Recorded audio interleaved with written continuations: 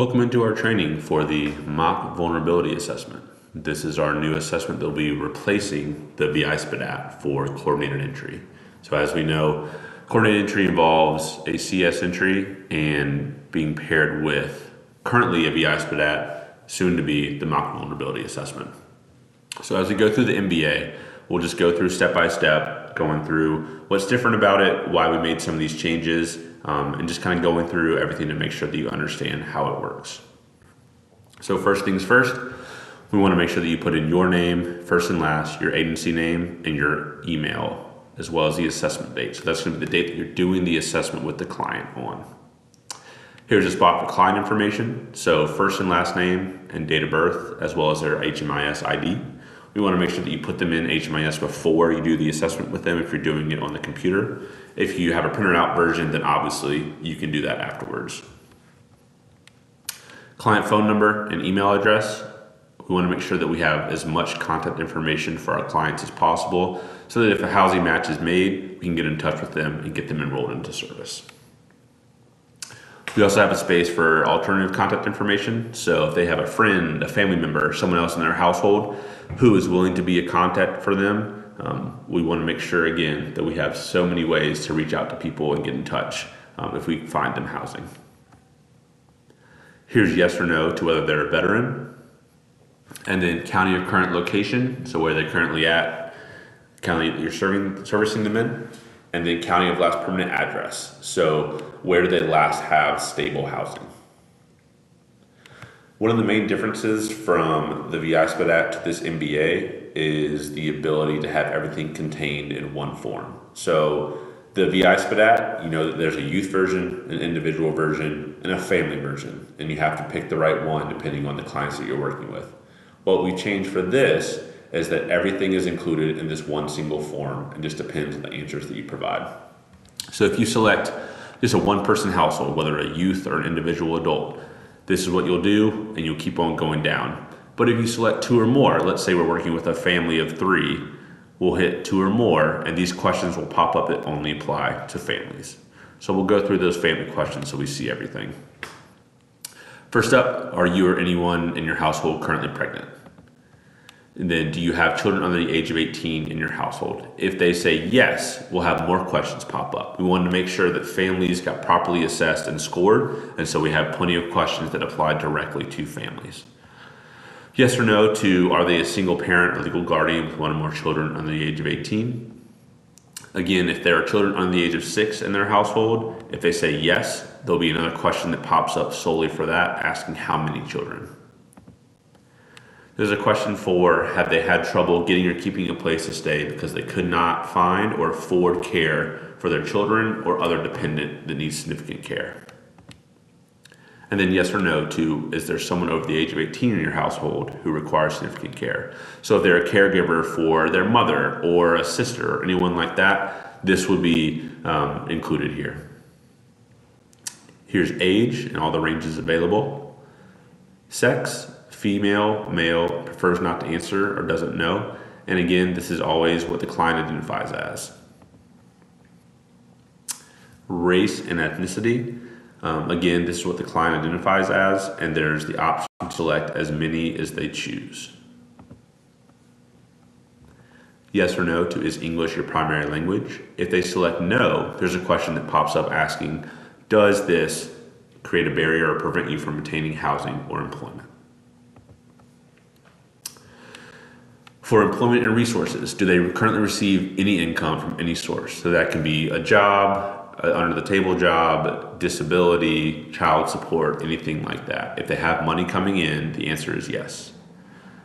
Do they currently, if you say yes, then these questions will pop up. Do you currently receive disability benefits? Is your income stable? So is it the same every month, every paycheck?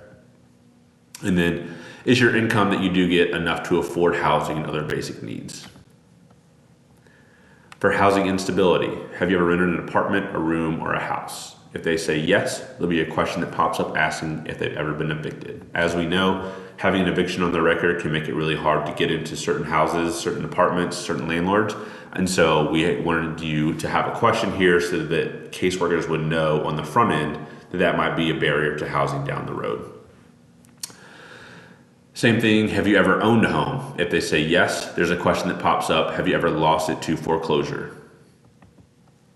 And then have you had trouble finding or keeping a place to stay because of income, debt, credit issues, or previous evictions? Last one for this section, growing up, did you or your family experience housing instability, such as moving a lot due to money, living with other families, friends, or relatives, living in a shelter, or nightly or monthly hotels, rentals, or anything like that? Down to education. Have you completed high school, a GED program, or a certified program?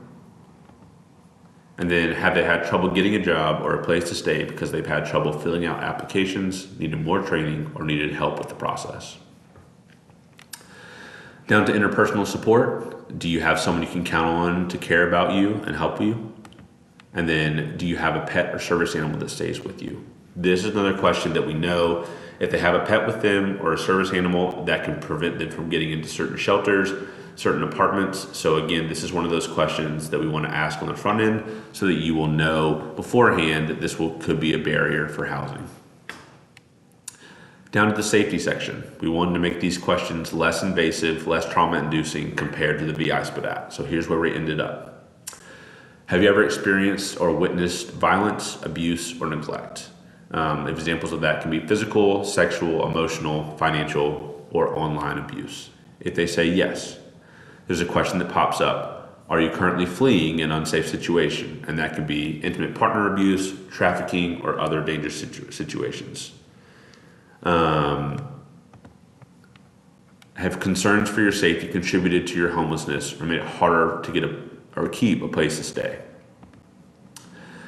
Have you ever been a target of harmful scams? So that can be internet, phone, rental scams, bad landlord, anything like that. And then since losing your housing, have you been hurt, bullied, or taken advantage of?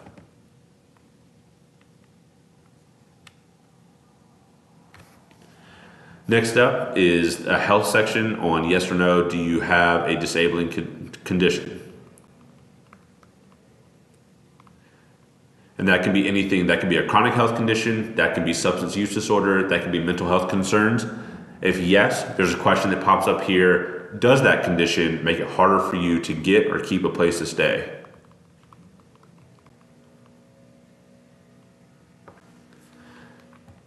Next up, the incarceration, law enforcement, justice systems involvement section. Yes or no to have you ever been arrested or spent time in jail, prison? If they say yes, there are some questions that pop up here. Were you ever arrested because you're experiencing homelessness? Do you have a criminal record for arson, drug dealing, or manufacture, or crimes against people or property? And have you ever been charged with a felony? We know that these two especially are going to be issues for, again, if they get into a housing match, some landlords will not allow folks with that on their record to rent from them. So it's a good thing to know on the front end. So it's an important question to ask. Last question here on the survey. Were you ever in foster care? If they say yes, there's a question here that says, did you have stable housing when you exited foster care? So at that point, that's the whole survey from top to bottom. You filled everything out. You filled out the contact information at the top. You've answered all the questions, all the skip throughs. What you will do is just take a note of this score right here, this 28, and you'll be putting it into our updated CES entry, which will go over here in the next section. But that's it. So this hopefully should be a survey that's much easier to administer, not only for you, but for the clients. It should be quicker.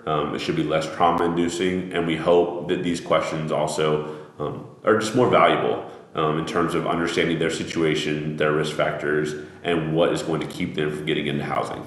So that's all we have for the new MVA. Thank you for the time, and we'll be back next time.